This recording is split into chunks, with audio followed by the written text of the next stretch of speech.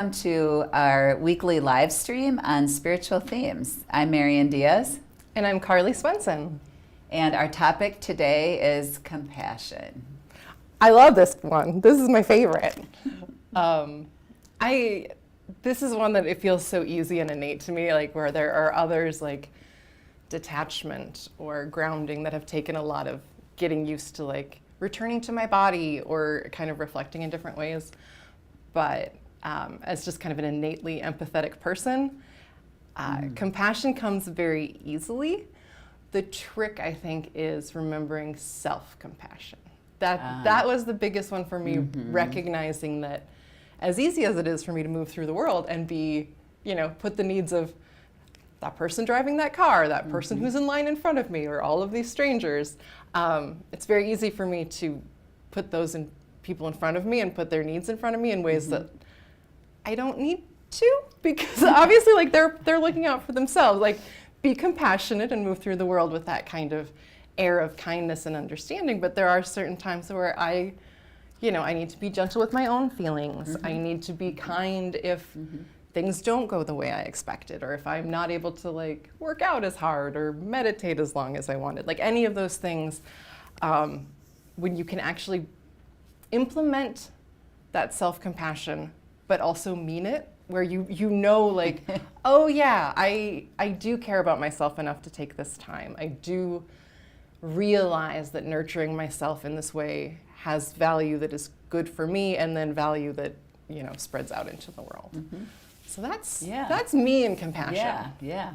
Imagine giving yourself the benefit of the doubt. Oh yeah, I mean, right? imagine. Like how? What is it? I think it's like try to treat yourself the way you'd treat a best friend or a loved one, and that is really that's the trick of it for sure. Yeah, there's a lot of religious messaging that can happen for people that shifts our focus to the other. Yeah. Right, which is rightly the case, that needs to happen, but then that can happen in the excess where you're not focused on how you love and care for yourself, and how you talk to yourself and treat yourself and meet your own needs and protect your own safety and I think all those things. When you get the socialized as women too, it can happen, for example with me, where you start to kind of define your value or your self-worth on how you can anticipate the needs of others or how you can serve others. And while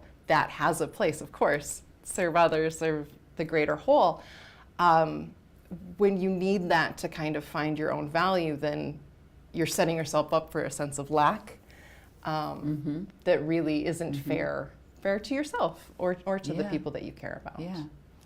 Yeah, because you're putting the care for and concern for someone else's emotions above your own inner reality or your own emotional reality. And so the balance is having that sense of self, right, and awareness and flexibility around your own self and way of being emotionally and thinking and all those things, and then bringing that self out into the world. And compassion for the other.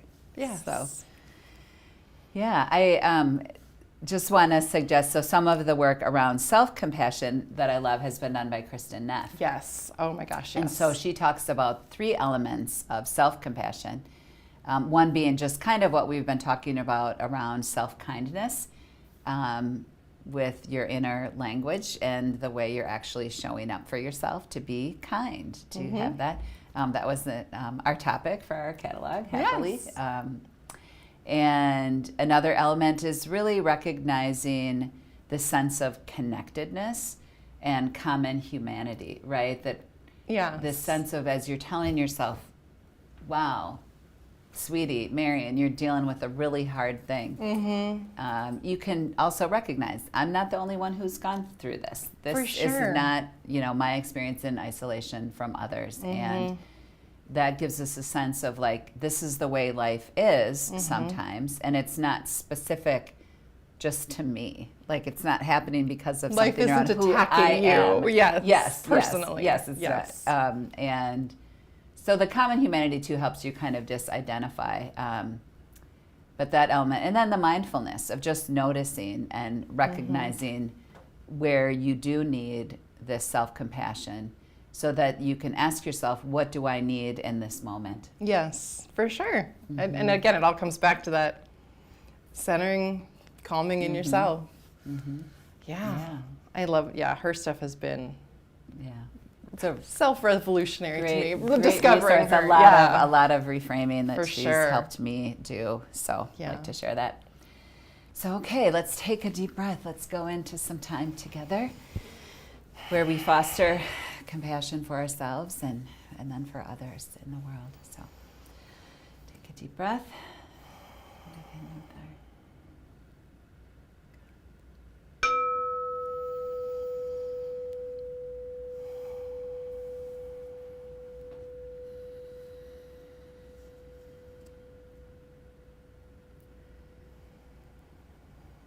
So as you get comfortable and settle in, just want you to notice any emotions that are arising in particular for you right now. What are those feelings that are maybe expressing themselves as sensations in your body?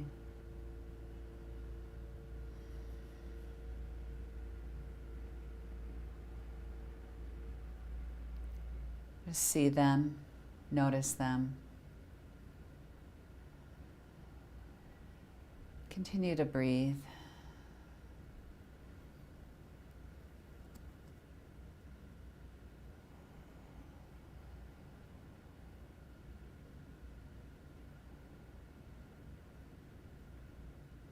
Give yourself this time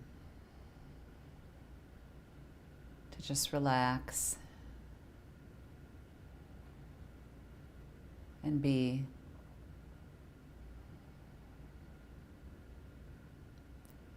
And settle.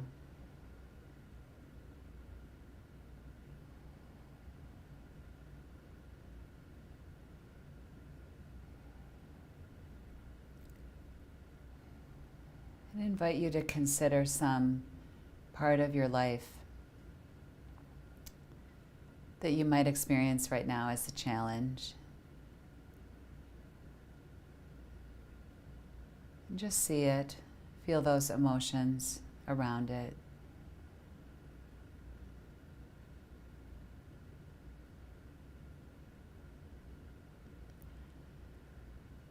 Recognize that it is hard, maybe uncomfortable.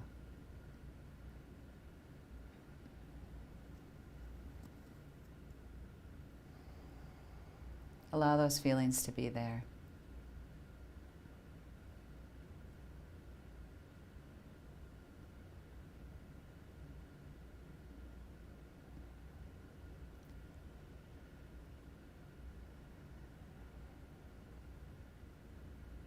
And then just perhaps feel some sense of love for yourself going through this.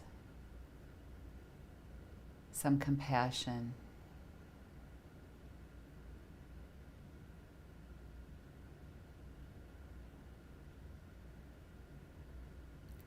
Maybe you unfold it in light.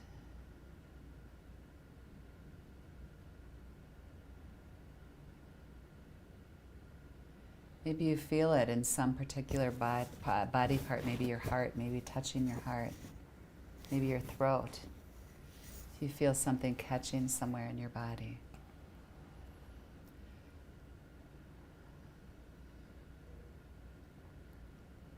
Give it loving attention.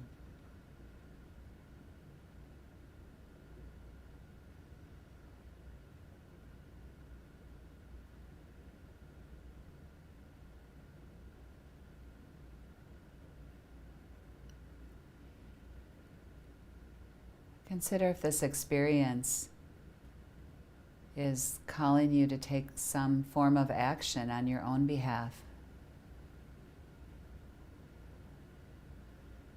Is there some learning about yourself that needs to happen? some level of awareness that you're growing in.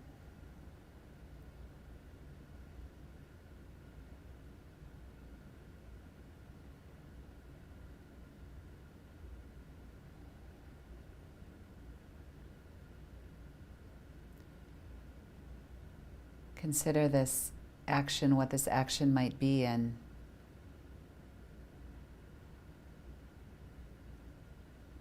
how when you're making a change for yourself or a change that might impact others,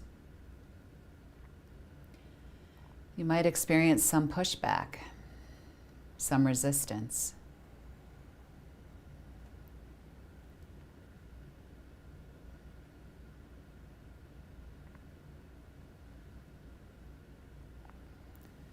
Let your own valuing of yourself and your own love and self-compassion and desire to live into your values move you to take whatever action is necessary when the time comes.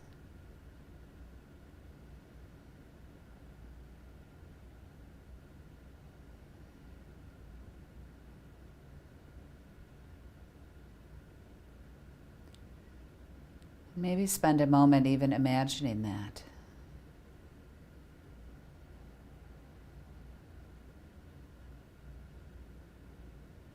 What might it look like? What might it feel like?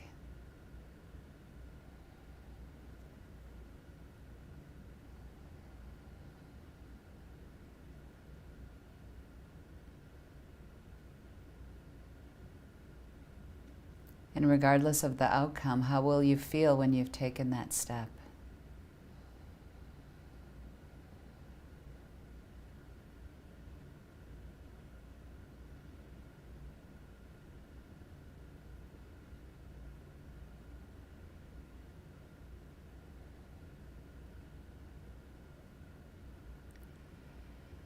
Just gradually, when you're ready, ask you to come back to the space together.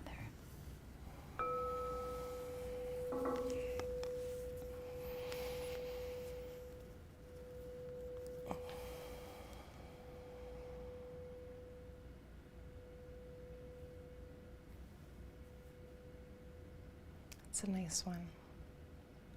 That willingness to compassionately be in discomfort or to compassionately kind of explore your feelings or wherever you're at in a way that's like, you don't have to decide things, you just are. And it's weird because in life, like, I think we're uncomfortable a lot, just like with the world, you know. But the idea of kind of spending time with that just feels awful in concept. And when you really do take that time to just kind of be with yourself kindly and just like, hey, how you doing? How are things? How you feeling? Where are you headed? And it's still uncomfortable, but it's not nearly what sort of you make out of it, like, you know, what you build up of, like, if I have to sit with my emotions. You know, it's so much more just like beautifully calming. In my experience. When I find that, how many things do I like put off doing or don't do, or just because I have this blown up notion in my head of how horrible it's going to be. Oh, for sure. And then when I actually do it, it's like, wait, what? And it took like 2 minutes. I was freaking out about that. Yeah. Oh, so same. I mean, there's so many things like that, and it's amazing how like we aren't the most reliable narrator in like anticipation in that way, where you know. But that's interesting. I haven't done one like that where I was sort of walked someone through, like imagining, taking action. Because I think there is a way in which, we imagine that it's going to be horrible or awful or, you know, and it will. It'll be uncomfortable maybe and challenging, and maybe we won't have the outcome we want. But the thing is, like, regardless of the outcome, you're going to know for yourself you did what was necessary. Yes. And that builds so much sense of self, you know, in so many deep ways. It's like knits you together for me in a lot of ways. It's that reminder that you are willing to show up for yourself through the uncomfortable things, through challenges, through difficult conversations or conflict or, you know, difficult action, whatever. And that reminder that you're strong enough to handle the thoughts about it and the planning. You're strong enough to follow through. And when you do whatever kind of unique course of actions that you need to take for your compassionately, for your health, for your moving forward in the best way, I lost it. I was right there, fine. and then and you know, I was just going to add, it's like, and then it's like going to the point of where, like, getting to the point of, oh, those things are like no-brainers, right? Like, it's a no-brainer when I do something for my children, or for someone who's really, like, I don't even think twice. I don't even think twice about, like, oh, you need this, you need that, no, do this, do that. Whereas, like, how in different parts of my life do I get to that point where it's a no-brainer? Yeah, you know? where it's like caring for yourself compassionately is the default. Yeah, and that's what, like, when you do those things, it's that it's such a, like, little feat of excitement of just like kind of remembering that you're able to be there in that way, and that, for me, that's been huge because. Sometimes when you're an emotional person, people take that as a form of, like, weakness and stuff. And I don't think don't think, you know, Brene Brown and getting vulnerable and all that, I think there's a lot of value to that. And so it really starts with that. Yeah. When I was thinking about, for me, like, when I was changing the way I was eating and how that, I mean, that was for me, I mean, now it's getting to the point where it's a no-brainer, but I've also spent more time unpacking of, like, oh, how does this happen when I'm with other people? Yeah. Right? Because specific ways of eating can be really, like, activating for different people. Or, like, and I'm not trying to push the way I eat in terms of being closer to vegan on anyone else, but, like, it's best for me. And so I also have to honor that in a space where it's sometimes not as easy to do, like in restaurants or if people are cooking for you. Oh, and yeah. stuff. No, that's very true. Yeah. But it's just interesting of, like, oh, anticipating that pushback or that challenge to that change that's going to happen, but knowing you're worth it. I'm worth it. Yes. So, well, great. I hope that you all enjoyed our time and you find compassion in your day and in your days moving forward. Yes. Yeah. And thanks for spending time with us. Yeah. See you again. Bye-bye.